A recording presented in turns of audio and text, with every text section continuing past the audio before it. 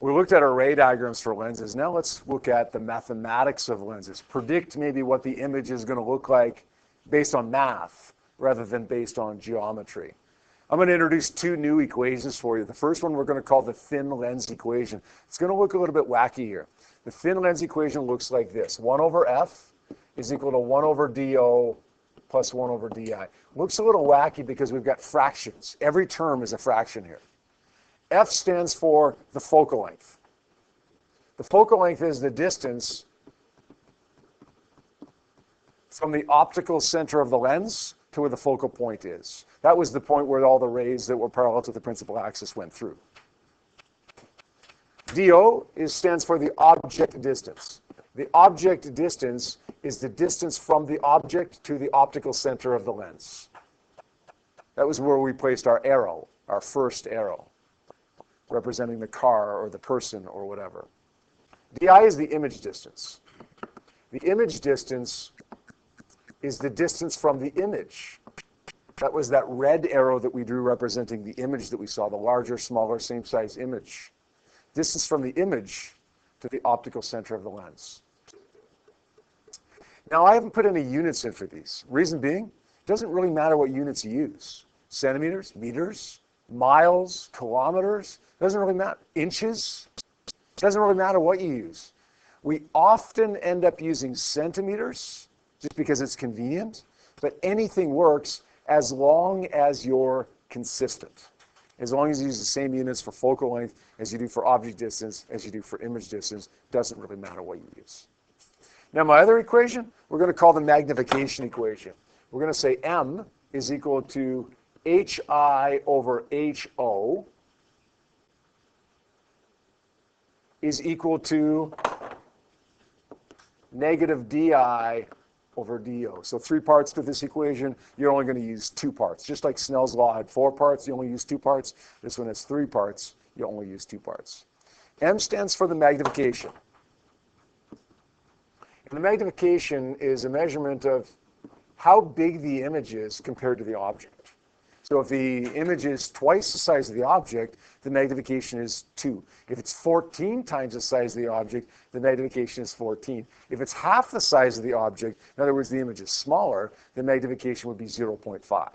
How big the image is compared to the object. There are no units for magnification. It's just a number.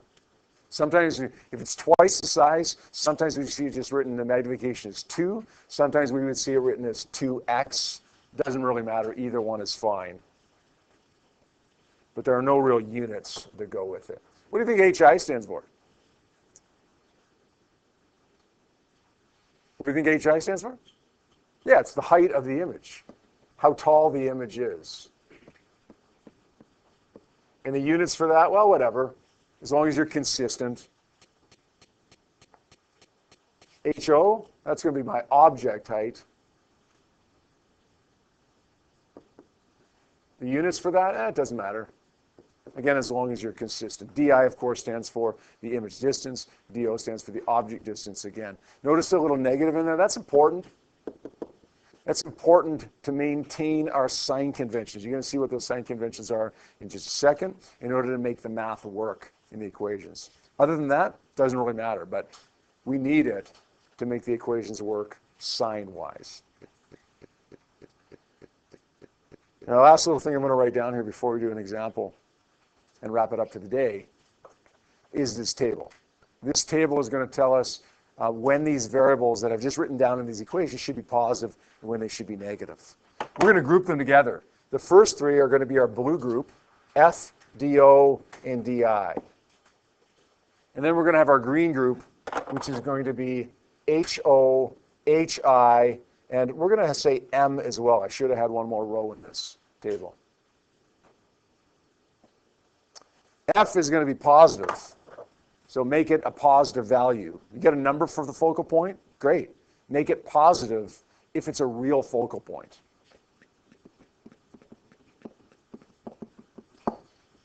Make it negative if it's a virtual focal point. Now, when is it a real focal point? It's a real focal point when rays really converge at a particular spot. It's a virtual focal point if they diverge from a spot. In other words, if you have a converging lens,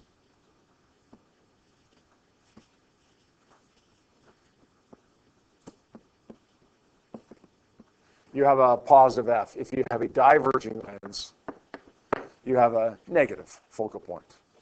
Remember that. Okay, you make that mistake, seems like a small mistake, but you make that mistake, you're going to get a completely wrong answer. Converging lens, focal point is positive. Object distance, well, it's positive if you have a real object. And it's negative if you have a virtual object. The good news is for us, in Physics 30, the object will always be real, and it will never be virtual. If you take a physics course in university, you could have a virtual object. That happens when you have a 2 or 3 or 4 lens system, and the image from the first lens can act as the object for the second lens. That's when we can potentially have a virtual object. That's not going to happen for us in Physics 30. So for us in Physics 30, the object will always be real. The image, it's going to be a positive DI if it's a real image. And it's going to be negative if it's a virtual image. And you can see from your ray diagrams when you have a virtual image, when you have a real image.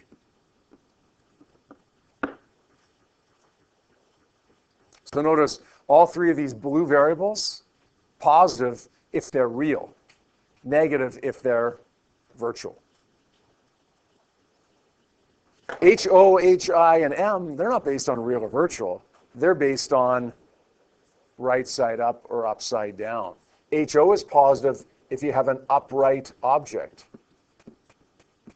It's negative if you have an inverted object.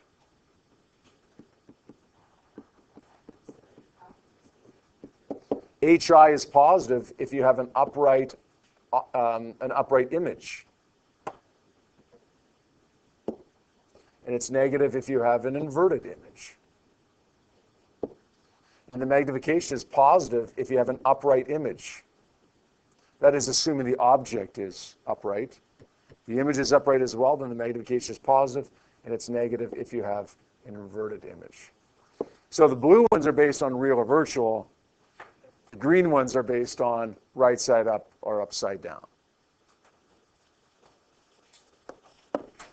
Example number 1, last thing of the day here for us, says a converging lens. A converging lens. Listen, it's a converging lens, a focal length 24 centimeters. Because it's converging, that tells me that the focal length or the focal point should be positive. If it was diverging, it would be negative.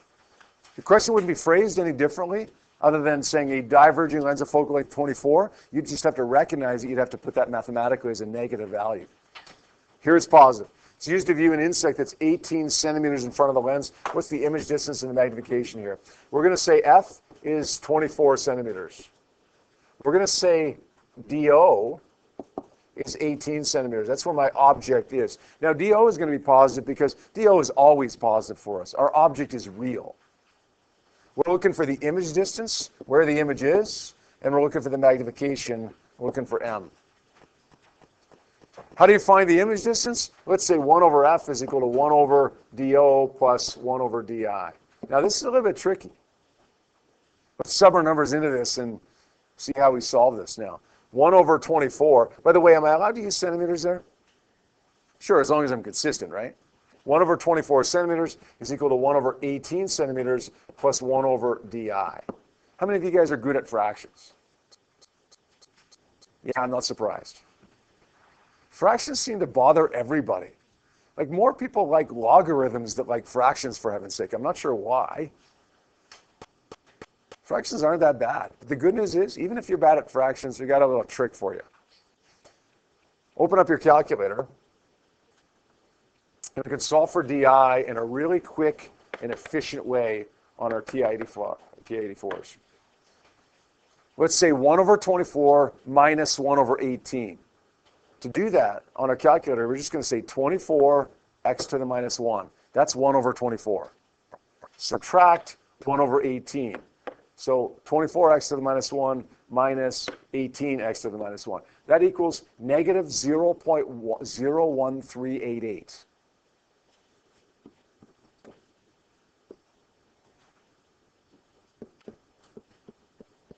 But that's not equal to di. That's equal to 1 over di. How do you find di now? 1 over that. So literally just take that, x to the minus 1 equals negative 72. So our image distance here is negative 72 centimeters. See what I did there? I said 1 over 24, or 24x to the minus 1, minus 1 over 18, press equals, and then flip it over, and we get an answer of negative 72 centimeters. You weren't asked this question, but can you tell me if this is a real image or a virtual image? di is negative. The image distance is negative. Is it real or virtual?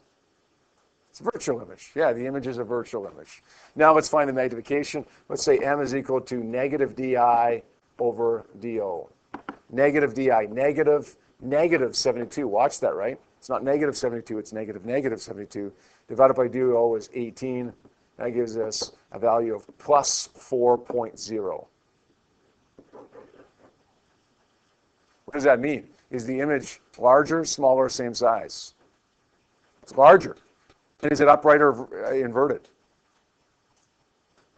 Upright, because the magnification is positive. So we just determined all the characteristics of the attributes without even drawing a ray diagram. We said that it's upright because it's positive magnification. We said that it's larger because it's positive 4. And we said that it's a virtual image because it's a negative di. Let's have a look at worksheet number 18.